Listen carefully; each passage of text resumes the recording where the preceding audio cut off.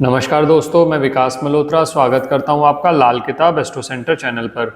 दोस्तों, नवरात्रि पे कुछ वीडियोस हमने ऑलरेडी अपलोड किए हुए हैं, आपने वो वीडियोस ज़रूर देखे होंगे। पहला जो वीडियो मैंने अपलोड किया था नवरात्रि के पहले 3 दिनों के उपाय आपके साथ शेयर किए थे। मैंने आपको ये बताया था कि माँ दुर्गा को पहले 3 दिन समर्पित होते हैं और अगले 3 दिन माँ लक्ष्मी के लिए समर्पित होते हैं। तो उसके लिए भी पार्ट 2 आ चुका था और वो आपने देखा होगा। अगर वो वीडियो नहीं देखा तो उस वीडियो का लिंक डिस्क्रिप्शन बॉक्स में दिया हुआ है। अब आखिरी के जो 3 दिन बचे यानी सप्तमी, अष्टमी और नवमी, अब इन पर क्या उपाय किए जाएं। और मैंने आपको पहले भी वादा किया था कि बहुत सारे लोगों की रिक्वेस्ट आई थी कि बच्चों की स्टडी के लिए कुछ उपाय शेयर किए जाएं और खासकर नवरात्रि में। जैसा मैंने आपको बताया कि आखिरी के जो 3 दिन होते हैं माँ सरस्वती से संबंधित होते हैं। तो अगर आप कोई भी उपाय इन 3 दिनों में करेंगे माँ सरस्वती का ध्यान करते हुए, तो आपको उसका बहुत लाभ होगा। और आज के वीडियो में 2 तरह के उपाय आपके साथ शेयर कर रहा हूँ। पहले जो उपाय हैं वो है उन बच्चों के लिए जो पढ़ाई कर रहे हैं या कंपटीशन में अपीयर कर रहे हैं, उनके लिए फर्स्ट कैटेगरी के उपाय हैं। और दूसरी कैटेगरी के उपाय उन लोगों के लिए हैं जो राहु संबंधित समस्या से गुजर रहे हैं। माँ सरस्वती राहु की आराध्य देवी हैं। तो अगर आप इन 3 दिनों में यानी सप्तमी, अष्टमी और नवमी पर अगर आप उपाय करते हैं तो राहु संबंधित समस्याओं से भी आप बच सकते हैं। अचानक आपको लॉसेस हो जाते हैं या व्यापार में बहुत ज़्यादा नुकसान हो रहा है, बहुत ज़्यादा आपने सट्टेबाजी कर ली तो उसकी वजह से बहुत नुकसान हो रहा है। तो इन 3 दिनों में एक उपाय आपके लिए लेकर आया हूँ, वो आखिरी में मैं आपसे बात करूंगा इस वीडियो के, कि वो उपाय करके आप माँ सरस्वती की कृपा प्राप्त कर सकते हैं ताकि राहु संबंधित जो समस्याएं आ रही हैं वो आपकी कम हो जाएं। सबसे पहले बात करता हूं बच्चों की स्टडी के लिए, क्योंकि ये वीडियो के लिए बहुत रिक्वेस्ट आ रही थी कि बच्चों की स्टडी के लिए कुछ उपाय शेयर किए जाएं कि नवरात्रि में जो उपाय किए जा सकें।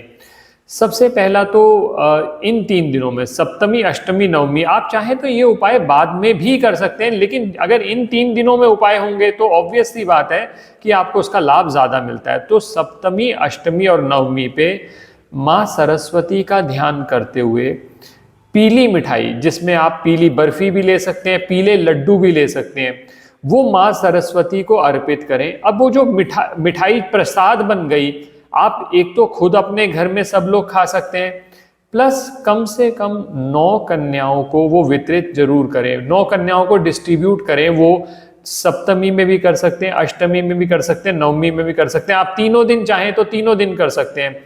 और इसमें ये ध्यान रखिएगा कि बच्चे को इन्वॉल्व करना बहुत ज़रूरी है। आप उसके हाथ से उसको बिठाएं पूजा घर में ताकि वो अपने आप माँ सरस्वती का ध्यान करते हुए, माँ सरस्वती की फोटो अगर आपके पास है तो वो फोटो आप मंदिर में ज़रूर रखिए और माँ सरस्वती का ध्यान करते हुए ये पीली मिठाई उनको अर्पित करते हुए ये डिस्ट्रीब्यूट कर दें। ये पहला उपाय है।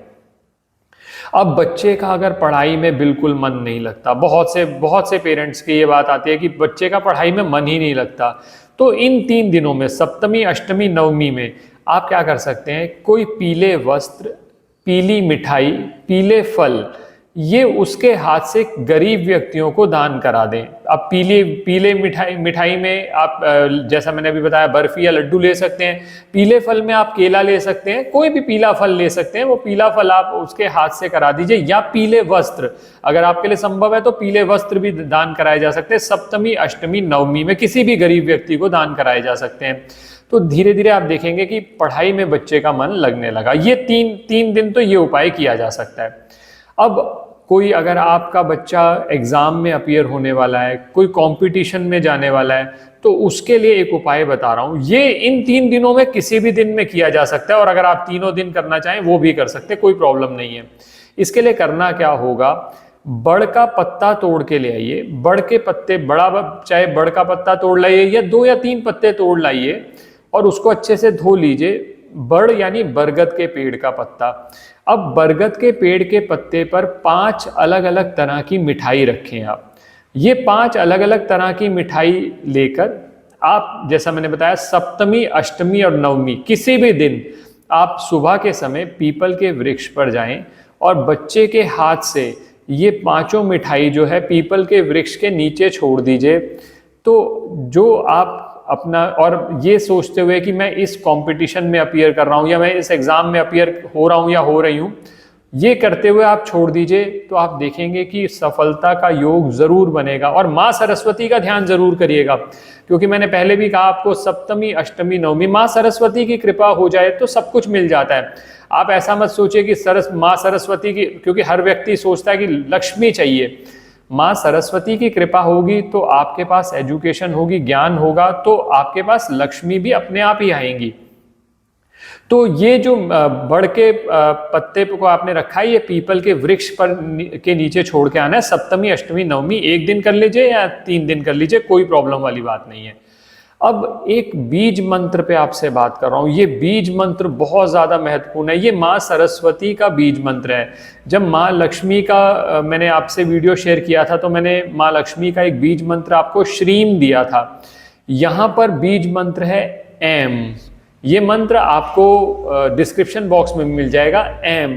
ये मंत्र सबसे अच्छा तो यह है कि बच्चा खुद ये रिसाइट करे कम से कम 9 बार, सप्तमी अष्टमी या नवमी में। आप ऐसा भी कर सकते हैं, अष्टमी या नवमी जब भी आप कन्या पूजन करते हैं तो आप उसमें भी ये प्रयोग कर सकते हैं कि सप्तमी अष्टमी नवमी में आप ये मंत्र बोलते हुए बच्चे के साथ जो भी आपने कन्या पूजन करना है वो कर लें। इसके साथ साथ जरूरी ये है कि आपने ये मंत्र 9 बार, कम से कम 9 बार बोलना है। और आप ये भी कर सकते हैं, अगर आपके पास कोई चांदी की सिलाई है या चांदी का कोई भी चीज चांदी की ऐसी नुकीली है, उससे आप बच्चे की जीभ पर एम लिख सकते हैं। ये अगर एम आप जीभ पे लिखते हैं और ये लिखने के लिए आप प्रयोग करेंगे तो शहद में डुबो लीजिए। आपने वो जो सिलाई है आपके पास वो डुबो लीजिए। अब बहुत से लोग ये कहते हैं हमारे पास तो सिलाई भी नहीं है, करना कुछ हमने है नहीं। कोई बात नहीं, अगर ऐसा भी है, अगर आप खरीदना भी नहीं चाहते, कुछ पैसे नहीं खर्चना चाहते, वो भी कोई बात नहीं। आपके घर में शहद पड़ा होगा, आप अपनी इस उंगली को, जिसको रिंग फिंगर कहते हैं, आप इसको डुबोइए शहद में और बच्चे की जीभ पर एम लिख दीजिए। आप एम ऐसे भी लिख सकते हैं या अगर आप AIM करना चाहें वो भी कर सकते हैं, जैसे आपको ठीक लगे।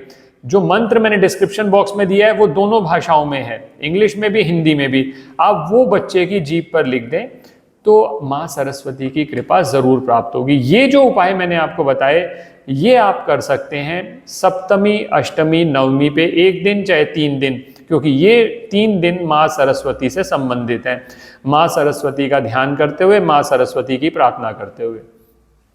अब दूसरी कैटेगरी के उपाय, बहुत से लोग राहु संबंधित समस्या से ग्रसित हैं। बहुत सारी चीजें करवाई जाती है राहु के उपाय। जौ आपने बहा दी, राहु के लिए आपने जौ रख ली, पत्थर के नीचे दबा के रख ली, थैलियां रख ली, बहुत सारी चीजें कर ली।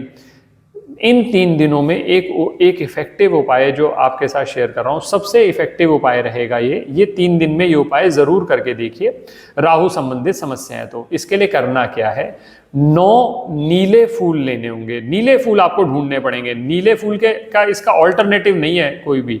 9 नीले फूल ले आइए और सप्तमी अष्टमी या नवमी किसी भी एक दिन, जिस दिन भी आपके लिए संभव हो, आप माँ सरस्वती की फोटो के सामने ये 7 नीले फूल रखें, पीली मिठाई उनको अर्पित करें, माँ सरस्वती का ध्यान करते हुए, ये ध्यान करते हुए कि मेरे जो विचार हैं, मेरे विचार शुद्ध हो, मेरी वाणी शुद्ध हो। देखिए, अगर आप ये उपाय करेंगे तो इसके 2 फायदे हैं, क्योंकि माँ सरस्वती राहु की आराध्य देवी हैं। तो पहले जो नीले फूल, जो नीला कलर है, ये राहु से संबंधित है। तो ये आपने माँ सरस्वती को फूल चढ़ाए और उसके बाद प्रार्थना करी। और इसके साथ साथ ही आपको उस दिन, जिस दिन भी आप ये उपाय करेंगे, 9 कन्याओं को भोजन कराना होगा। चाहे आप अपने घर पे करा ले, चाहे बाहर करा ले, जैसे मर्जी करा दें, और सबसे अच्छा रहेगा अपने घर पर कराएं। 9 कन्याओं को भोजन कराएं और उनका पैर छूकर आशीर्वाद लें। इससे आपका बुध भी सही होगा।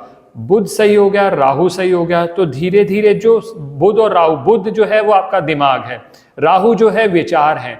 दिमाग और विचार जब ठीक चलने लगे तो धीरे धीरे आपकी पत्री बैलेंस होने लगेगी। ये सारा गेम जो है ये बैलेंस का है। अगर आप अपने ग्रहों की एनर्जी को बैलेंस कर लेंगे तो आपको उनसे संबंधित लाभ जरूर मिलेगा।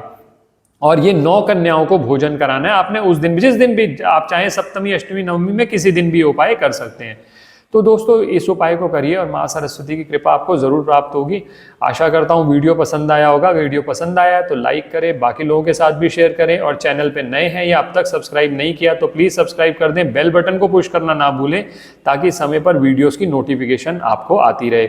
और कमेंट सेक्शन में माँ सरस्वती के दरबार में माँ सरस्वती की कृपा प्राप्त करने के लिए जय माँ सरस्वती या माँ सरस्वती का कोई भी मंत्र जो आपको प्रिय है, या फिर जैसा मैंने आपको बीज मंत्र बताया, एम बीज मंत्र, ये मंत्र तो आप अपने बच्चे को ये कह भी सकते हैं कि किसी भी समय, अब दिन के किसी भी समय एम एम एम ये जितना रिपीट करेंगे माँ सरस्वती का ध्यान करते हुए सच्चे मन से, तो आप देखेंगे कि आपकी आधी प्रॉब्लम्स तो स्टडी से रिलेटेड वो वैसे ही सॉल्व हो जाएंगी। माँ सरस्वती की कृपा मिल जाए तो बहुत बहुत लाभ मिलते हैं। अब जो व्यक्ति कहीं अगर संगीत से जुड़े हुए हैं उनके लिए भी इन 3 दिनों में उपाय करना, माँ सरस्वती से संबंधित उपाय करना बहुत बहुत ज़्यादा फायदेमंद है।